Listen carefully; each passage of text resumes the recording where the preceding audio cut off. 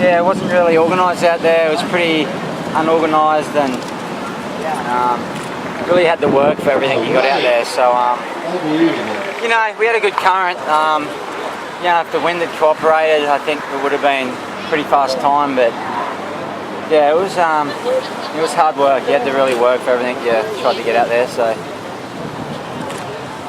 By unorganized, you mean the waves weren't forming? You couldn't. Yeah, it wasn't. I mean, apparently yesterday it was just really stacked up and perfect. But last night the wind didn't really blow at all over there. It was pretty light, and I think that sort of cooled us a little bit today. So yeah, you know, it was swells. The wind seemed a little north, and there's a lot of disorganisation out there. So it wasn't really straightforward. You had to really work for the bumps, and you know, really use your rudder and try and chase them. At what point do you leave everybody in your wake? I mean, there's nobody even close.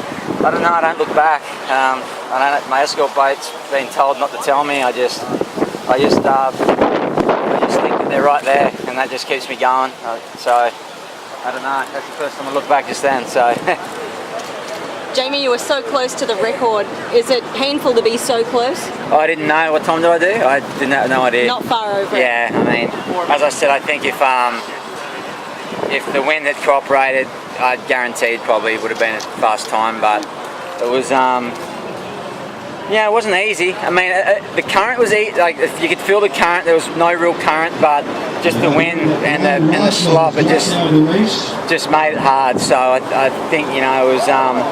Definitely wasn't the hardest one I've done, wasn't the best one. It was sort of somewhere in between, you know, maybe 6 out of 10 or something like that. So you've had more opportunity to train this year and just be a full-time athlete instead of trying to juggle it all and make it happen. Did you feel that your fitness and everything was real match ready today? To be honest, this year was more of a challenge. You know, with all that comes more commitments and more trips overseas. I was in Indonesia twice and the Maldives once, and I missed probably 6 weeks of training that I usually wouldn't miss out on. So, you know, in the back of my head, I was a little nervous today, actually, just because my preparation hasn't been as good as previous years. But, you know, I just had to make it work. So, yeah, it was stoked. But. And you had said that now 9 championships.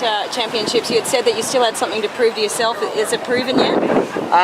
One thing I wanted, which I ticked off today, was Dean Gardner, the Australian ski paddler, has 9 from Australia.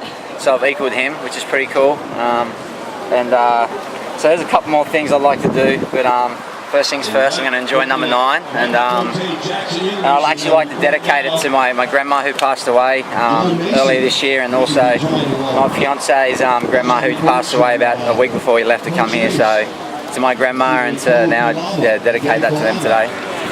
Thank you, James. All right.